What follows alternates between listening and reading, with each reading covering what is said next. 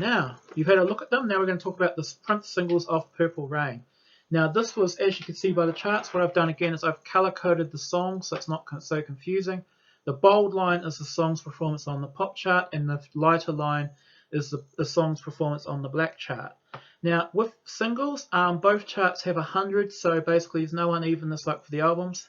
Okay, basically, Prince released 5 singles off his Purple Rain album on the charts, and as you can see, they were well spaced out. Basically, Let's Go Crazy was released just as When Doves Cry was dropping.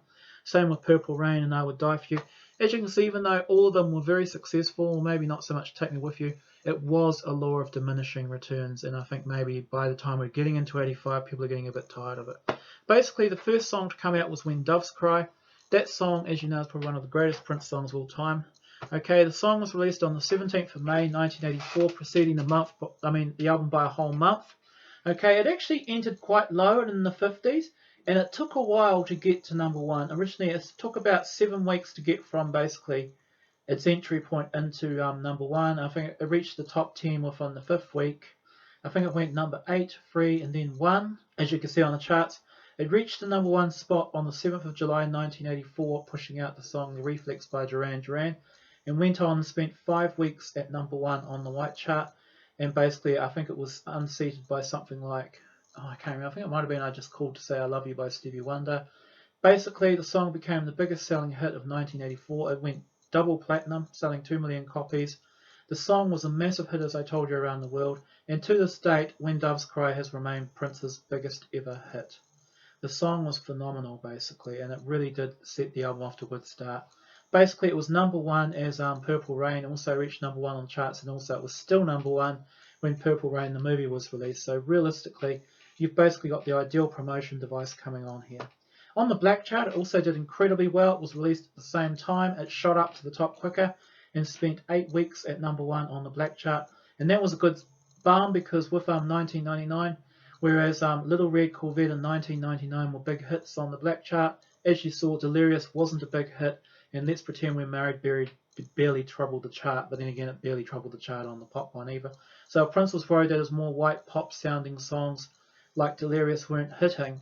But the black people, well, When Doves Cry, which is even whiter sounding than Delirious, was a hit, basically. And basically, When Doves Cry spent a total of 21 weeks in the white chart and 20 weeks in the black chart. Second single off the album was another absolute smash hit.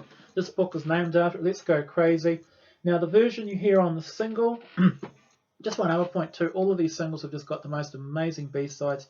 Now, remember also what was selling When Doves Cry was the amazing B-side 17 Days, which is just incredible. Same with Let's Go Crazy. Let's Go Crazy has got the absolutely superb Erotic City as a B-side. And you get two types. You had the shortened Let's Go Crazy, which was the big hit that got to number 1. And that basically cuts that absolutely amazing guitar solo in the part in the movie we know where he's dancing around and banging the keyboards. And it shows Apollonia coming into town, getting her foot stuck in the door, and then Jill Jones goes, "Apollonia? Why don't you watch where you're going?" And everything else. And it's just massive hit again. It got to number 1 on the white charts. Only spent 2 weeks there though, because by this stage there was a lot of other stuff like, I think there was competition from songs by Wham, and The Lady in Red, I think, was another song. Of course, Stevie Wonder was back there. And later 84, like I said, Prince was getting more challenges. In the middle of 84, When Doves Cry, there wasn't much challenge. The whole Michael Jackson thing had just died out. But, it still spent 2 weeks at number 1. It went platinum. It wasn't as big a hit as When Doves Cry. And I think in the 84 chart, it only was about 18 or 19 of the biggest songs of the year. Let's Go Crazy was also a number 1 hit on the black chart, but only spent a single week at number 1 there, and it spent 17 weeks in the chart. The other thing too is that all the singles after Let's Go Crazy, they dropped out of the top 10 once they left the top 10, they dropped real quick out of the charts, basically. I think like with that and Purple Rain, I think the last week they dropped from about number 50 down to number 90 and they were gone. Okay, so it was still a big hit. Okay, and then of course you got the 12-inch version, which had the extended version of Let's Go Crazy, which was all guitar soloing and piano banging, which is great. And of course, but you still got the same size version of 17 Days. It wasn't until 2017 a bootleg came out and had a full-length version of 17 Days, which is just heaven of music.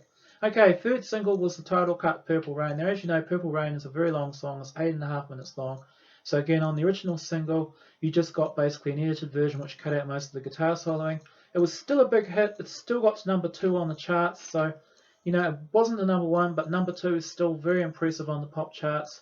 It spent 15 weeks at in the charts, and then on the black chart, it only got to number four, but still 13 weeks. It was still a big hit. It went gold, and realistically, Prince had three big hits in the space of 4 months. So realistically, by the time Purple Rain was in the top five, I mean, Purple Rain, the album, was still number one. The movie was just starting to drop from view a bit. You know, it was just starting to move out. I mean, I think Ghostbusters had taken over. There was actually a period in August '84 where basically When Doves Cry, Purple Rain, and Purple Rain the movie were number one. And I think Prince was the first ever person since the Beatles to have a number one single, song, and movie at the same time. I think the Beatles did it with a Hard Day's Night, basically. And then after that, we start to get the laws of diminishing returns. I Would Die For You, the fourth single released in 1984. Oh, that's it. Purple Rain 2 had a special purple edition, purple vinyl edition. The B-side Gold, I think, is less satisfying than the other two. I mean, Erotic City and When 17 Days are just incredible. And again, the 12-inch version had their full extended song of Purple Rain. Of course, you didn't need that because Purple Rain, the album, has the full version of Purple Rain, and of course in the movie too. You got the part where Prince is running backstage and hugging everyone, and it shows that extra, the black guy with the really big lips weeping and everything else. And then we get to I Would Die For You. Now, this is a good song. It's a bit short. I've always loved I Would Die For You. I love the energy in it.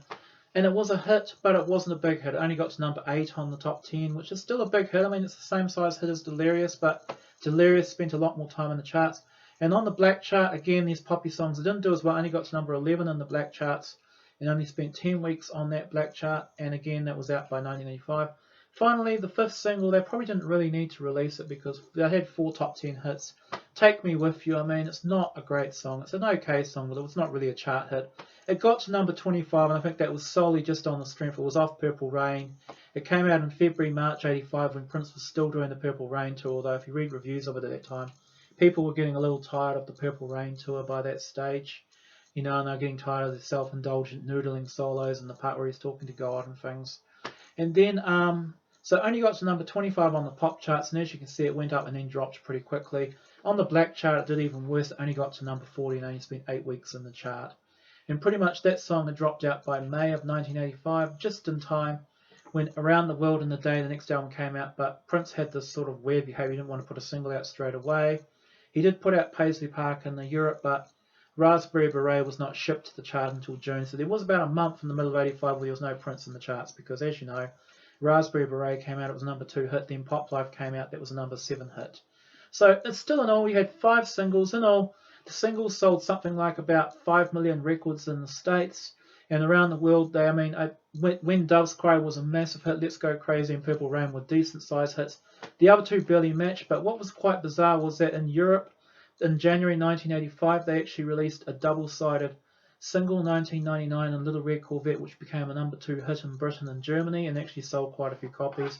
And also Take Me With You was actually released with I Would Die For You as a B-side, which I find really interesting. And another version, the one I showed you, the old buckled record with Prince sitting on the bed, I Would Take Me With You and Erotic City on the same single. So there you are, that's the Prince, that's the singles.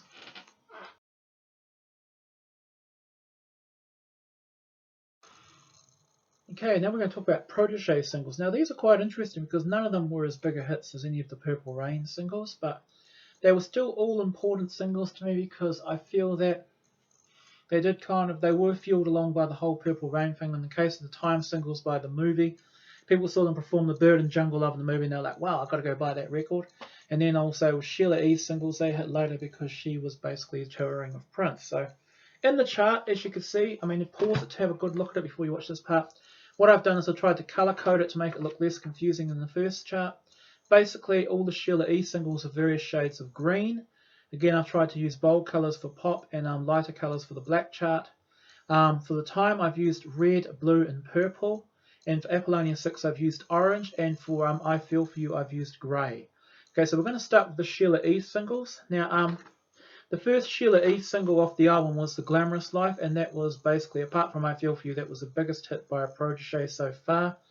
Now, The Glamorous Life was released early in June of '84, and with most of these singles, until Purple Rain the movie and the tour came out, you'll find that they hit first on the black market before the white market. The singles were all generally aimed at black people with the usual idea of R&B songs crossing over to the pop. Now with Sheila E's The Glamorous Life, it got to number 9 on the black chart and spent an incredible 23 weeks in the chart. As you can see, it peaked earlier than it did on the white chart. It got to number 7 on the white chart, but it took quite a long time to get up there. It was released pretty low, and it took about 15 weeks to climb up to into the top 10. Stay there for a while, and then as you can see, it dropped very quickly. And it spent 25 weeks in total on the chart, which is actually the longest time any single from a Prince or their satellite act spent in the charts. So as you can see, When Doves Cry spent 21 weeks in the chart. Even though it wasn't as big a hit, also The Glamorous Life went gold. It was very popular. I think people loved the Latin rhythms in it. And the other joyous thing about it was that this song was before Sheila E went out on tour with Prince, and as you know, she was not in the Purple Rain movie. So realistically, this song sold very well on its own merits. Even though Prince wrote it, I mean, a lot of the Latin rhythms and percussions are all Sheila's. And I mean, even now I listen to it, I think it's just a supremely wonderful song. Okay, and again, there's a beautiful 12-inch with a very long version of it, which is just amazing. And of course, now you've heard it on originals as well. Again, real treat. Now, the second single, Belle of St. Mark, wasn't such a good song. I mean, she could have put something else out on that album, like, you know, Next Time Wipe the Lips. I mean, sorry, Oliver's House, you know, and Shortberry Straw Cake. But anyway, the Belle of St. Mark still was quite a moderate hit. It was released a lot later in October of '84. It got to number 34 on the pop charts. It took quite a while to get there, but then dropped fast. And on the black chart, it was actually a bit of a flop. It only spent 5 weeks and only got to number 68. Probably because the Belle of St. Mark is a very, how shall I say, Caucasian-sounding song. Okay, so Sheila did fairly well. They didn't release the third single off that album, but as we all know, Sheila E would go on to release another album with Prince called Romance 1600, and that would go on to have 2 big hits with Sister Fate and A Love Bazaar. I think A Love Bazaar was also a top 10 hit. Not as big as Glamorous Life though, but still she actually wanted to have quite a useful career with Prince and then a big career of her own afterwards. And then we move to the time. Now, I talked about the time in the last video. The album is Ice Cream Castle. Okay, again, the first single off it was actually Ice Cream Castles. And the funny thing about this song is you might see on the chart there it says Ice Cream Castles Pop and you can't see anything there. The main reason was it was released too early. It was released in June '84. It had the Hilarious Tricky as the B-side. And this song did not do as well. It only got to it did fairly well on the black chart, getting to number 11, spending 15 weeks there. It did not hit the white chart. And possibly because it was released too early. Had it been released 2 months later when people had seen Morris Day acting all jive on Purple Rain, it probably would have been a bigger hit. And I say that because the second single, Jungle Love, released in early August, was a big pop hit. But as you can see, it took a bloody long time to get up in the pop charts. It basically was released on the pop and black charts at the same time. It went up to number 6 on the black chart pretty quickly, basically. And as you can see, in the pop chart, it took a good 17 weeks for it to get from number 90 up and just into the top 10. And its peak, into the top 30, and just its peak position of 20 was not reached until early 1985, as you can see. And it spent a few weeks there, and it took quite a long time to drop, and mainly too because this was the album Ice Cream Castle was just selling so well at this time. Now, also like The Glamorous Life, I believe Jungle Love also might have been a gold single.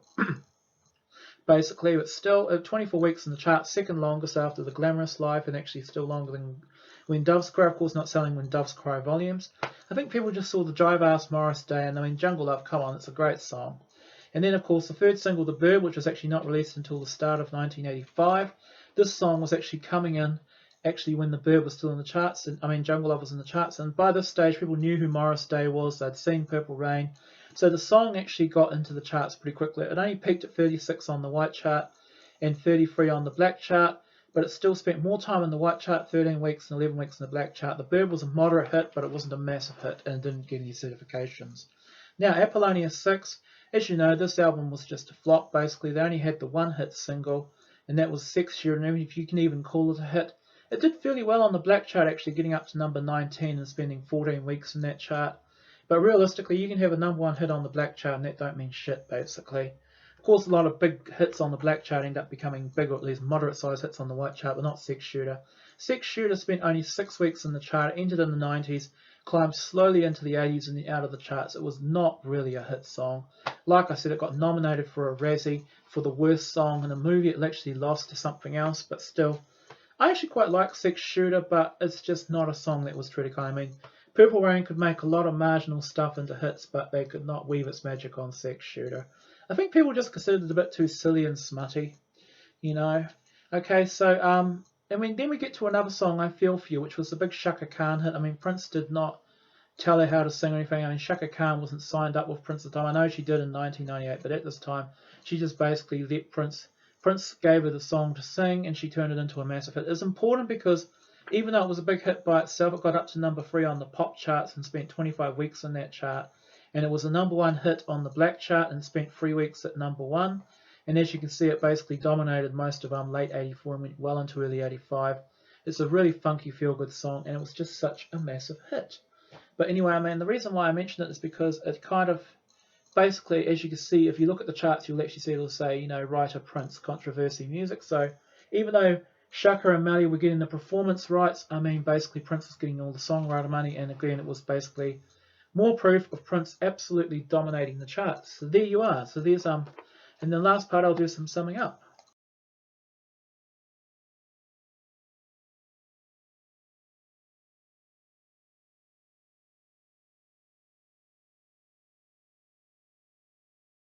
So what did this all mean? As you can see by looking at that last chart, you can just see that Prince and his cohorts, they just had this massive assault on the musical charts in the last 2/3 of 1984 and basically the first half of 1985. In all, you had a total of 13 singles and 4 albums by Prince and satellite acts in the charts. And if you can put a line down through my chart, you can see through some weeks, he had 8 different songs basically in the both charts basically by Prince and his satellite acts. I mean, he just had an assault on the charts. Prince became part of the psyche in America in 1984. It was just amazing. But even more amazing was I did some more research and found that there were other acts that sounded like Prince or ex-Prince acts in the chart, especially in middle 1984. I mean, another one was Sugar Walls by Sheila Easton, which was a #10 hit, and that hit in the end of 84. And then what was quite funny, Vanity had left Prince in 83, but she signed with Motown, and actually had a song called Pretty Mess, which got up to I think it got up to about #30 in the black chart and about #75 in the white chart. And also her album Wild Animal also was basically into the top 50 of the black chart and just reached into the 150 of the white chart, which I found quite funny. Towards the end of the whole era, like we're getting into April, May of 85, what I found hilarious was that some Prince knockoffs were charting, including a guy called Jack who had a song called I Go Wild. Sam Bostic was another one, Carlton on Savage, and of course some ex-Prince satellites into 1985 had their own albums. I mean, you had Andre Simone had a big top 10 black chart hit with The Dance Electric, which then you've heard the Prince version on Purple Rain Deluxe. Jesse Johnson's Review also charted in the middle of 85, and they had a hit with Help Me. And even funnier, this will really crack you guys up, there was Morris Day was in the charts with a song called The Oak Tree in the middle of 85 and his first album, The Colour of Success. And that basically carried on from where the time left off. I just find that so funny because these albums did better than when Prince did The Family at the same time. So basically, 1985, the Prince impact had landed. I mean, the Prince was all over the charts. If he wasn't putting out music, you know, his proteges were. But after the show, what's funny though is that there's no more Time albums, there's no more Apollonia 6 albums, there's one more Sheila E album, is that this whole musical empire falls apart. But so there you are, there's my Prince Purple Rain chart assault video, and may you all live to see the dawn.